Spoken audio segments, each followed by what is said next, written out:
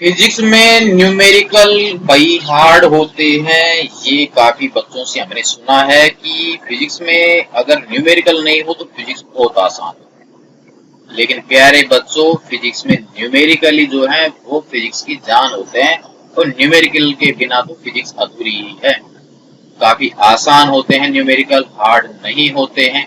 इसी को समझेंगे आज की क्लास में हम।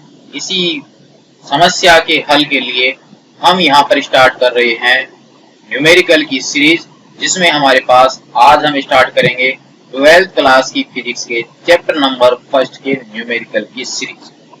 2025 के ब्लूप्रिंट के हिसाब से इस चैप्टर में से एक आपके 1.5 नंबर का न्यूमेरिकल जो है वो 100% आता है। इस बार भी आया है 2025 में। अगर ब्लूप्रिंट चेंज नहीं होता है तो नेक्स्ट टाइम यानी 2026 में भी आपको इस चैप्टर में से न्यूमेरिकल मिलेगा ही मिलेगा। तो देखते हैं कि न्यूमेरिकल हार्ड है कैसे या फिर आसान होते हैं। थ्योरेटिकल पार्ट जो होता है उसमें डेफिनेशन हो गई, डायग्राम हो गया, सूत्र स्थापना हो गई, तब जाके हमें यहाँ पर 1.5 नंबर अगर मिलता है तो उससे पहले तो फॉर्मूला रखा, उसमें दिए गए मान रखे, हल किए और न्यूमेरिकल कंप्लीट हो जाता है। तो समय भी कम लगता है न्यूमेरिकल हल करने में और नंबर भी पूरे मिलते हैं। तो हमारे पास न्यूमेरिकल हार्ड नहीं होता है। समझने का मैटर जो है वो थ्योरेटिकल पार्ट है।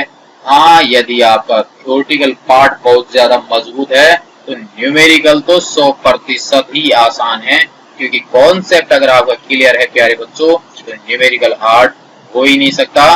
तो स्वागत है आप सभी का आपके अपने YouTube चैनल विज्ञान विद्या में, जिसमें आज हम कंप्लीट करने वाले हैं चैप्टर नंबर फर्स्ट यानी 12th क्लास की फिजिक्स के चैप्टर नंबर फर्स्ट का क्वेश्चन नंबर 8। और यहाँ पर इसको बिल्कुल आराम से आप इसको समझिए, हल कीजिए खुद से कि कैसे इसका आंसर हमें प्राप्त होता है।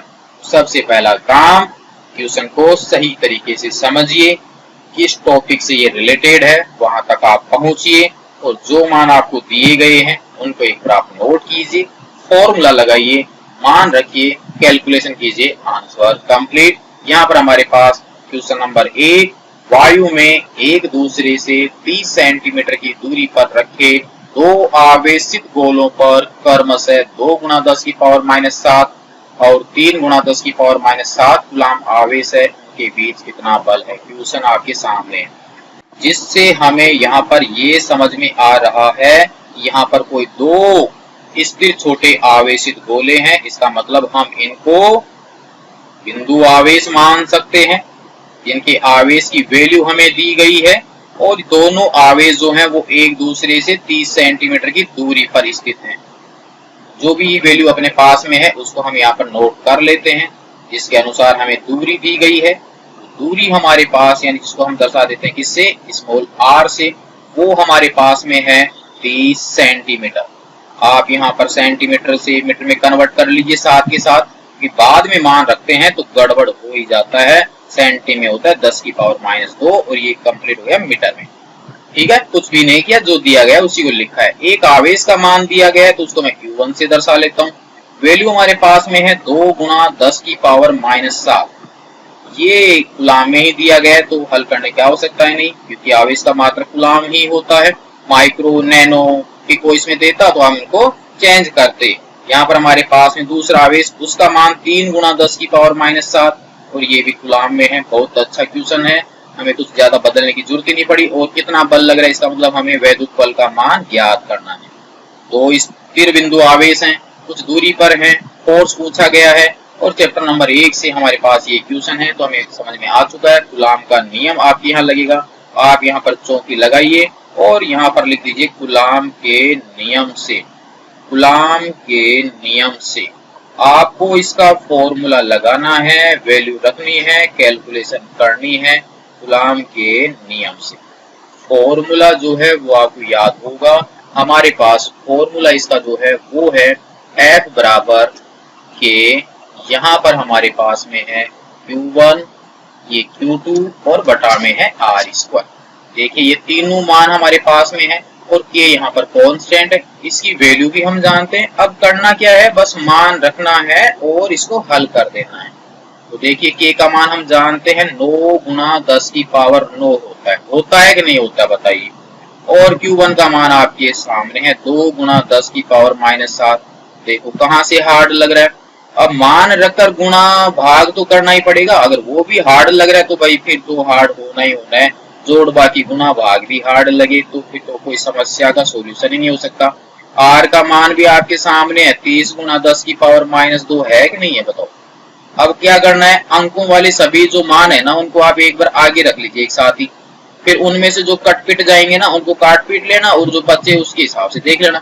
एक तो 9 है उसको मैं आगे कर देता हूँ, ये 2 है इसको भी लिख लो, 3 है इसको भी लिख लो। अब नीचे वाले का हिसाब कर लो, नीचे क्या है 3 है ना, 3 का स्क्वायर भी हो रहा है तो वो कितना हो गया 9। अब 10 की घात वाले का हिसाब देखते हैं, 10 की पावर 9, 10 की पावर -7 और 10 की पावर -7 आधार समान है तो घातों की क्या करेंगे जोड़। तो -7 और -7 कितना हो गया, -14 हो गया और प्लस का है 9, बच गया कितना 10 की घात -5 बच गया भाई।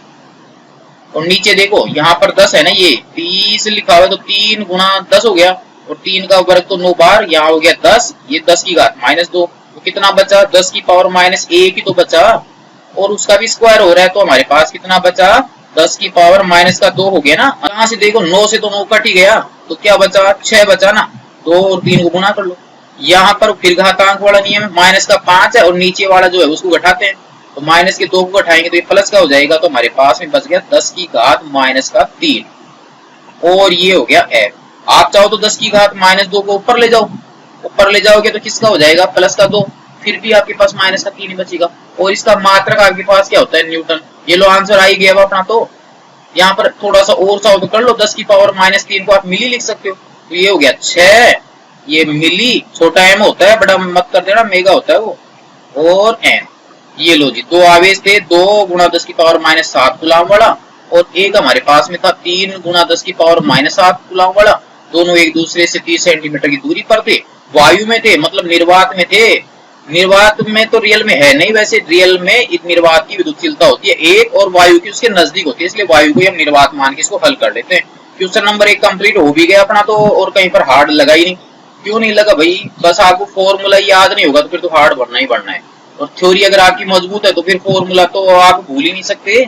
और आप जो है ना लिमिट से ज्यादा अभ्यास न्यूमेरिकलों का कीजिए, लिमिट से ज्यादा अभ्यास अगर न्यूमेरिकलों का हो जाएगा ना तो न्यूमेरिकल हार्ड नहीं बल्कि आपको बहुत ज्यादा आसान लगेंगे। क्वेश्चन नंबर 1 आपके सामने हो गया, नोट कर लो और फिर नेक्स्ट भाग में हम इसका क्वेश्चन नंबर 2 देखेंगे। तब तक के लिए धन्यवाद।